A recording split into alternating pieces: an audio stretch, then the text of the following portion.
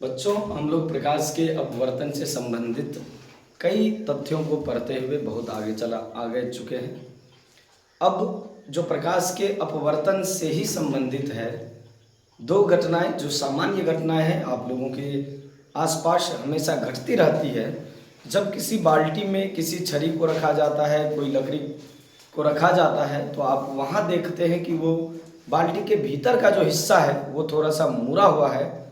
और दूसरा बात, जब भी किसी बाल्टी की आप गहराई देखते हैं या पानी वाले सतह में जब भी किसी चीज़ की गहराई देखते हैं जहाँ पानी है, वहाँ हमें हमेशा उसकी गहराई कम दिखाई पड़ती है।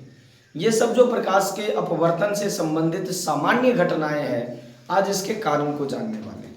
इसका कारण हम जानते हैं कि ये प्रकाश का अपवर्तन ही है, लेकिन आखिर क्या हुआ जो पानी में रखे हुए छड़ हमें मुड़ी हुई दिखाई दी और उसकी पानी से भरी बाल्टी या पानी का कोई भी सतह जो है वो कम गहरा नजर आया। इसके कारण को जानते हैं। चूंकि हम लोग पहले पढ़ चुके हैं कि प्रकाश की किरण जब भी किन्हीं दो माध्यमों में प्रवेश करती है तो कुछ न कुछ विचलित होती है, एक माध्यम से जब दूसरे माध्यम में जाती है, और यही प्रकाश के अपवर्तन की घटना को बताती है। तो जब कोई प्रकाश की किरण सघन से विरल में जाती है तो वह अविलंब से दूर हटती है, और जब कोई प्रकाश की किरण विरल से सघन में जाती है तो वह अविलंब के नजदीक आती हुई मुड़ जाती है। ये दोनों घटनाएं हैं, और दोनों घटनाओं में जो दूसरी घटनाएं हैं आप अलग अलग प्रकार से इसको समझ सकते हैं। आइए हम जानते हैं कि आखिर क्या हुआ जो ये दोनों घटनाएं घटी कि पानी में रखी हुई छड़ जो है वो मुड़ी हुई प्रतीत हुई, और दूसरा कि पानी से भरी हुई बाल्टी या पानी से भरा हुआ तालाब यदि स्वच्छ आपको दिखाई दे रहा है, नदी स्वच्छ दिखाई दे रहा है, तो उसकी जो गहराई है वो वास्तविक गहराई से कम नजर आती है। इसका कारण और इनके तथ्यों को जानने का प्रयास करते हैं। पानी की सतह पर छड़ी जो है मुड़ी हुई प्रतीत होती है। क्यों? जब किसी छड़ी को पानी में तिरछी रखी जाती है, तिरछी इसीलिए क्योंकि जब प्रकाश की किरण लंबवत आपतित होती है तो प्रकाश के अपवर्तन की घटना नहीं घटती है। इसलिए पानी में प्रकाश की किरण जब भी जाएगी तो तिरछी नजर आएगी, तब प्रकाश के अपवर्तन की घटना घटेगी, वरना लंबवत होने पर प्रकाश के अपवर्तन की घटना नहीं घटेगी। तो जब किसी छड़ को पानी में तिरछी रखी जाती है तो प्रकाश की किरणें पानी सघन माध्यम से, यानी प्रकाश की किरणें तब सघन माध्यम से हवा जैसे विरल माध्यम में प्रवेश करती है तो यह अविलंब से दूर हट जाती है, और अविलंब से जब दूर हट जाती है तो इसी के कारण जो है पानी में डूबा हुआ हिस्सा जो है, जो पानी के भीतर का हिस्सा है, वो अपनी वास्तविक गहराई से थोड़ा ऊपर हो जाता है, तो अपने वास्तविक गहराई से थोड़ा ऊपर उठा हुआ नजर आता है, और जिससे वह सतह पर मुड़ी हुई प्रतीत होती है। जब एक बाल्टी ले रहे हैं, जैसे ये मान लीजिए एक बाल्टी है, इस बाल्टी में यहाँ तक पानी है, और इस पानी में जब किसी छड़ को रखा जाएगा तो छड़ अगर इस तरह से है, लेकिन जैसे ये मान लीजिए कि अभिलंब का काम करेगा, जैसे ही हम देखेंगे तो ये थोड़ा सा दूर नजर आता हुआ नजर आएगा। ऐसा इसीलिए हो पाया क्योंकि जब हम यहाँ देखते हैं तो ये सघन माध्यम है पानी, और सघन माध्यम से प्रकाश की किरण विरल माध्यम में प्रवेश करती है तो हमेशा अविलंब से दूर नजर आती हुई प्रतीत होती है। यह है अविलंब, और इधर तो ऐसे नजर आएगा, लेकिन जब अविलंब से सघन माध्यम से विरल माध्यम की तरफ जाएगी तो यह हमेशा दूर नजर आती हुई नजर आएगी। और इसका कारण यही है कि सघन से विरल में जाने पर जो प्रकाश के अपवर्तन की घटना घटती है, और उसी के कारण ये छड़ी जो है मुड़ी हुई प्रतीत होती है। दूसरा घटना है पानी से भरी बाल्टी की गहराई कम क्यों दिखाई पड़ती है। सेम लॉजिक पानी से भरी बाल्टी की गहराई में भी है।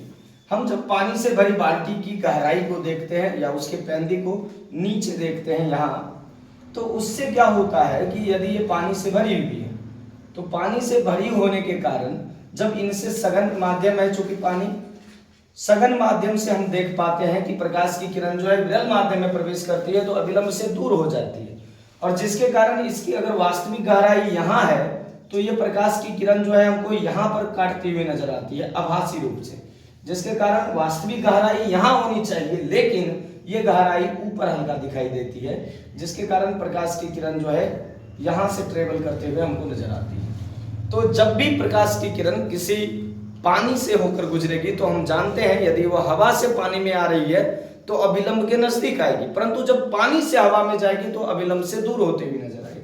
और इसी के कारण जो है वास्तविक गहराई से थोड़ा ऊपर उठा हुआ नजर आता है पानी से भरी कोई भी बाल्टी, कोई भी क्षेत्र, कोई भी तालाब, कोई भी नदी, कहीं भी। ठीक, इसलिए इसकी वास्तविक गहराई हमको पता नहीं चल पाता है, यह आभासी गहराई थोड़ा ऊपर चला जाता है। तो हम यहाँ क्या लिखें कि पानी से भरी बाल्टी प्रकाश के अपवर्तन के कारण अपनी वास्तविक गहराई से थोड़ा ऊपर उठा हुआ दिखाई देता है।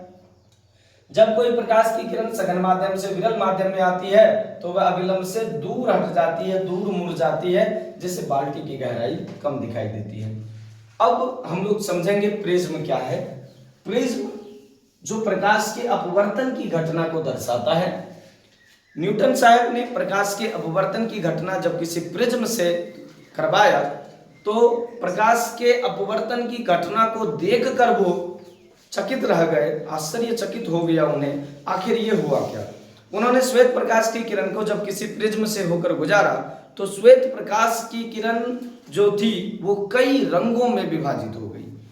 इस घटना को आगे वाले चैप्टर हम लोग प्रकाश के वर्ण विक्षेपण में अच्छे से पढ़ेंगे। फिलहाल हम लोग समझ रहे हैं प्रिज्म क्या है, और इस चैप्टर में हम लोग आगे समझेंगे लेंस क्या है, और लेंस में बनने वाले प्रतिबिंब और लेंस की क्षमता और अलग अलग प्रकार की चीजों को समझने वाले हैं। फिलहाल हम प्रिज्म को समझ लें।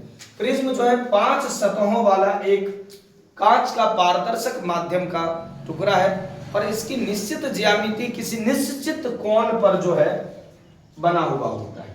तो किसी कोण पर झुके दो समतल पृष्ठों के बीच, इसमें 2 समतल पृष्ठ रहता है सब समतल, लेकिन मैन जो है जो अपवर्तक पृष्ठ है जिनसे प्रकाश आएगी जाएगी, प्रकाश आवागमन जिनसे होगा, वो 2 ही सतह होता है। ये प्रिज्म है। इस प्रिज्म में टोटल देखिए पहला 1 सतह, 2 सतह, ये ऊपर वाला 3रा सतह, इस साइड वाला 4था सतह, इस साइड वाला 5वां सतह, टोटल 5 सतह है प्रिज्म में। और इस 5 सतह में 1 2 3 सतह आयताकार है, ऊपर और नीचे 2 सतह त्रिभुजाकार है। इस 5 सतह में 2 ऐसे सतह हैं जिनसे प्रकाश का आवागमन होता है। इन्हीं सतह को हम अपवर्तक सतह कहते हैं। ये 2 सतह हैं। आप इस प्रिज्म की यदि बात करें तो ये है A B A dash B dash, A B B dash A dash, और दूसरा सतह है यहां से अगर हम लेंगे देखिए तो ए सी सी डैश ए डैश। ये 2 अपवर्तक सतह हैं इस प्रिज्म में। और यहाँ प्रिज्म का जो आधार है, आधार यानी कि मैन जो है वो है B C C dash B dash. ये प्रिज्म का मैन आधार है। प्रिज्म की जो इसमें मुख्य काट है जहां रखा गया है प्रिज्म, जिस पर ए बी सी है, इसमें प्रिज्म का जो अपवर्तक कोण है, जो दोनों सतहों को मिलाने वाली रेखा है, सरल रेखा है, ए डैश, ए से ए डैश, इसके बीच जो कोण बनता है उसे अपवर्तक कोण कहा जाता है। यह है ए। और अपवर्तक कोण क्या है, यानी कि ये कोना जो अपवर्तक कोना है वो ए डैश है। इसके बाद सामान्य अपवर्तक कोण किसी भी प्रिज्म के लिए, हालांकि कुछ भी हो सकता है, लेकिन हम लोग ज्यादातर जो उपयोग करते हैं एक सामान्य प्रिज्म के लिए, उसका अपवर्तक कोण हमेशा आपको 60 डिग्री नजर आएगा। आप 10, 20, 30, 40, 50, 60 तक अलग अलग तरीके से रख सकते हैं, लेकिन अलग अलग प्रिज्मों में सामान्यतः हम लोग उपयोग के लिए 60 डिग्री लेते हैं। प्रिज्म की सतहों की संख्या 5 होती है, जिसमें 3 आयताकार सतह और 2 त्रिभुजाकार सतह होते हैं। किसी भी प्रिज्म की संरचना पढ़ने से पहले, उनसे के साथ होने वाली घटना पढ़ने से पहले उनकी संरचना को भली भांति समझ लें, उसके बाद आसानी से आप उसकी घटना को समझ पाएंगे। 2 अपवर्तक पृष्ठ होता है और दोनों अपवर्तक पृष्ठों से प्रकाश का आवागमन होता है, जिससे प्रकाश के वर्ण विक्षेपण की घटना घटती है। आगे वाले वीडियो में हम ये समझेंगे कि प्रकाश के अपवर्तन की घटना किसी प्रिज्म से किस प्रकार होती है, और तब जाकर प्रिज्म के कोण एक विचलन कोण का निर्माण करता है। इनको समझेंगे, और अलग अलग प्रकाश वर्णों के लिए जो स्नेल का नियम है वो किस प्रकार से कार्य करता है, इनको समझेंगे।